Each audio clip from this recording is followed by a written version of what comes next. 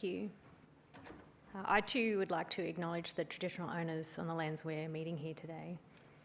So there's two parts really to my presentation today that I'd like to put forward, and when I think of moonshot, I'm really thinking of a crystal ball and a bowling ball. And so I think if you're not already convinced about the importance of what we could be doing with the genomic data that we have, I hope I can add some of that value to where we could actually take things much further with little additional expense. And then the second part, the bowling ball, is really how are we going to achieve these ambitions. You can always tell somebody that's been on the other side of healthcare, this is my knee after a third surgery. And my first entree into the healthcare system on the other side was after I was playing soccer one night and the ball went this way and my knee went that way, and 3 surgeries later. But I went to the emergency department and I was lying on the bed crying over the loss that we actually had as well. And I overheard this doctor say to the nurse, the knee needs endone and an x-ray, so some pain medication and an x-ray. And I thought, oh, I'm a knee. But I am so much more, if only I could tell you. But when I really reflected and I was a cancer nurse at this point in time, when I really reflected on things, I thought, in cancer care, do we do much different? We largely base our decisions based on the tumour itself, where it's located, and therefore we base our treatment decisions on this, and then from a nursing perspective, we base our supportive care approaches based on the treatments people are receiving. So I couldn't honestly say that we were doing anything different in cancer care at the time. So like I said, there's 2 parts to this story today, and the first part really is around how does this cancer nurse get involved in genomics, and it was because at the time, really thinking about this personalised approach and the fact that we weren't treating people as people from what I saw, I was observing that we were using biomarkers to assist in many other ways in cancer care, through early detection to also informing our disease and our treatment management. And so it had me thinking, well, could we really predict other outcomes for people beyond disease progression and survival? Could we also predict their side effects and their quality of life post? So I have a few theoretical models to present to you, and I am an academic, so of course I've got a model. But just bear with me, because I think it shows an important timeline around our thinking and the evolution of our thinking in terms of in terms of genomics and our outcomes. And so when I first started my PhD back in 2005-6, I believe it was, the theoretical understanding at the time, and I've got here adapted, I have actually butchered these models to make a couple of points today. I've taken out small chunks. But the thinking at the time was that disease led to symptoms, led to our well-being and quality of life. And so it was that progression, it was the disease that was impacting our other outcomes. And so fast forward then to when my research that looked at inherited genetic predisposition to quality of life in men with prostate cancer and the general population. So the findings of that were that we did identify some genetic variation that was associated with well-being, and that was regardless of whether you had prostate cancer or you were from the general population.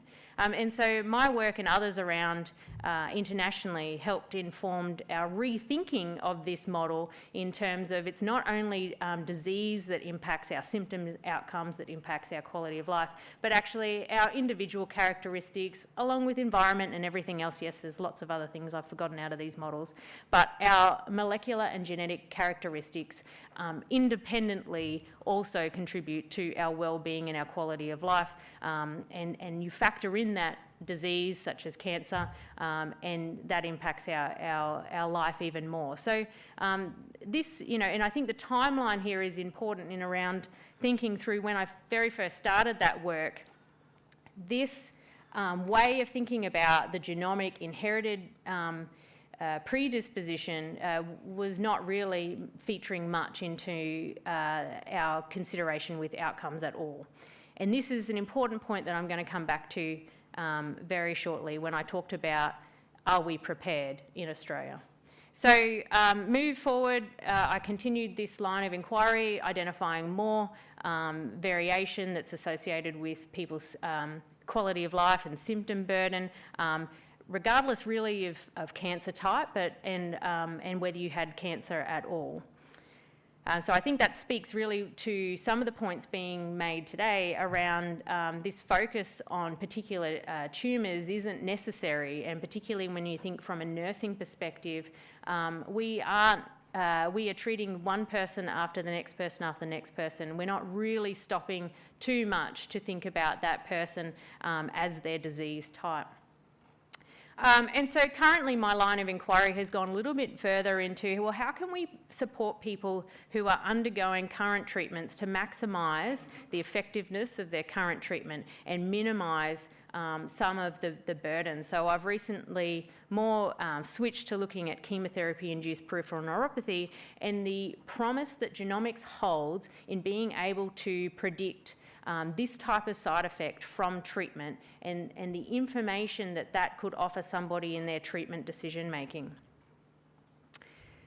So when we fast forward in terms of where our, from future focus, in terms of where our conceptual thinking around this is heading, is not only are we seeing a switch between disease and inherited genetic characteristics influencing our symptoms and our well-being, but in fact, what role is our symptoms and our well-being play in influencing that microtumour environment? And so I think we're going to see on the horizon this increase in the importance of well-being and things such as diet and exercise and other factors that improve symptoms and side effects during cancer treatment to not only enhance the cancer treatment, but also enhance the entire individual's environment. So much promise, I think, in terms of adding additional value to leveraging the genomic testing that we are already doing to identify what treatments people would benefit from, but how they're going to respond and their well-being beyond. And just to acknowledge here, for years we have known the importance of understanding from the person's perspective, the patient's perspective, the subjective experiences that they hold in predicting things like survival. And so these are a little bit more complicated in terms of measurement than disease progression, yes, no. They are much, much more complex. But we have a wealth of knowledge around measuring these types of outcomes, and we can include them in our genomics work moving forward, and I'd be delighted to collaborate with anybody in relation to this. So ultimately, why am I so interested in it? And I think it's to answer this particular question that is so commonly held by people making treatment decisions in cancer care. And so they're really asking the question around, well, I've had some treatment, I'm told that a little bit more treatment of a different kind might add, you know, a small percentage additional benefit to preventing the cancer from returning, but you know, is it going to be worth it? And it's only you, the individual, that is going to be able to answer that question. But if we can get that information, you can make that decision informed for yourself. And why it's only you as the individual is because take peripheral neuropathy, for example. So you've undergone your cancer treatment, or you're undergoing it, and suddenly you can't do up the buttons on your shirt. Suddenly it's painful to walk and you fall over. What does that mean for your golf game if that is where you drew your strength socially as well as physically for your well-being? What does that mean if you're the person that helps prepare meals for the family and that's the fabric for your family and you can't do that anymore? And then affecting majority of us these days is, what does that mean if you can't type on a keyboard anymore to communicate? And so these are all individual questions that genomics actually holds promise in answering and providing some of that information for. But the polling question that was put up before, is Australia ready? Well, a few years ago I woke up in the middle of the night thinking, we're not ready. So even if what I get very, very excited about in terms of the promise of what we could achieve beyond treatment decisions, is that from a workforce perspective, in the room, we've already got the converted, which is why it's so lovely to speak here today. But the rest of the workforce might not yet be up to speed. And part of that is, and coming back to the theory and the models, is that we have not brought our workforce along with us for the ride.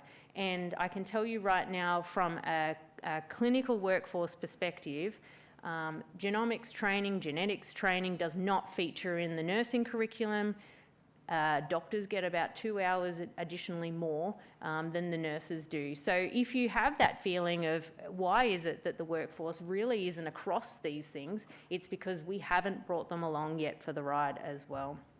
So like I said, I woke up and I thought, okay, even if I could come up with this information and have the crystal ball to predict these outcomes, we don't have that workforce that can help ensure that patients have access to those abilities. And so I started looking at nursing genomics education and was fortunate to receive some funding from Queensland Health to look at an action research project because what they wanted really was for me to educate nurses and midwives on genomics. But at the same time I said, well, we haven't done this before. We actually don't have information on what they need to know. And so we undertook a project which surveyed 274 nurses and midwives across Queensland and asked them around what their needs or scope of practice was. So this slide here looks at those 25 domains of practice that we asked people about and interchange the word genetic, genomic here for the purposes of this.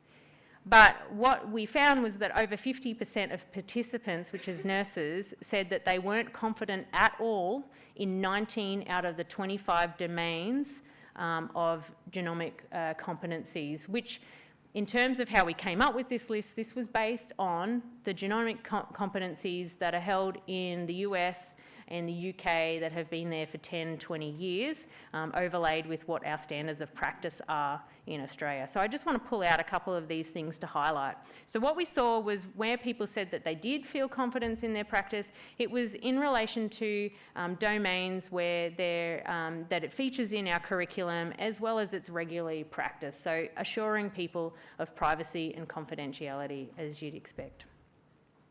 But some domains which are critical to people having access to what is available in that timely manner that we want them to do.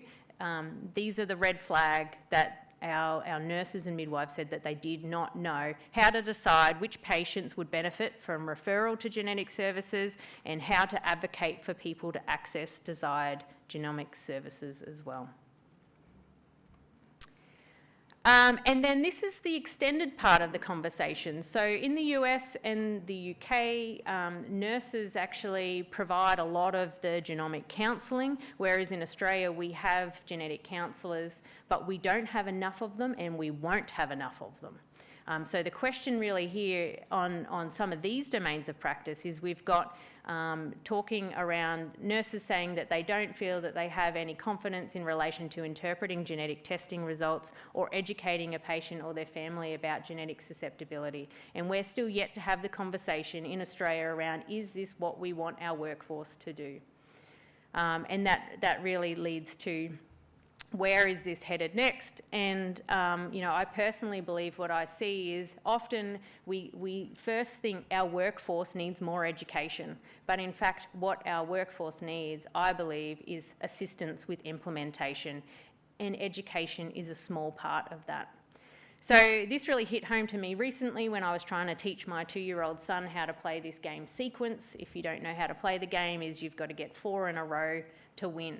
And I was trying to explain to him the terminology around, well, it's a button, it's a token, it's a chit, it's a counter. And then all of a sudden I said, it doesn't matter what it is, you've just got to get 4 in a row. And I think with genomics and genetics is we get hung up on the terminology. We get scared by what all these terms mean. We think we're meant to know this, but actually we don't know this. I'm here to tell people, we weren't taught this. You aren't meant to know it. But what you need to do is to advocate and say, hey, I don't understand this, but how do we ensure we get a sequence? And so workforce education really must be thought of more broadly in terms of implementation around what's available, what people have access for, that support to follow through with the information that people need, and then evaluation. So this is the end of my presentation, and I just want to reinforce that I want what everybody here wants, which is I want to be treated as a person. Thank you.